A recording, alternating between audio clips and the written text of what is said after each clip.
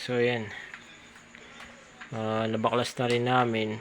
Tapos sila yung tumulong sa akin na magpunas saka mag-ipon ng tornilyo. Tapos nag-reading na rin kami. So ang reading namin ay nasa 6 and 8. Yung iba 8.7 pinakamataas. Pero normal pa din naman yun. Okay naman. So wala naman problema sa internal resistance ng mga battery.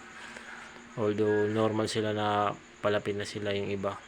8.7. Pagdating kasi ng 10, isa lang ibig sabihin nun, pasira na sila. So ngayon normal pa naman sila yung condition nila. So bubuin na ulit natin yan sila. At least importante na maintenance natin, nasira linis. Pagkatapos ayun, may babalik ko na rin tong dalawang itong 8 na to, 8 cells ko. Bali dalawang parallel rin kasi 4 na series eh.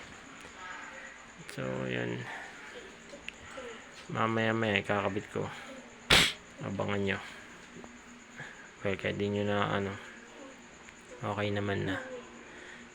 So sa tingin ko hintayin nyo na lang. Okay na siguro to. Okay, kita-kits na tayo sa next video. Salamat.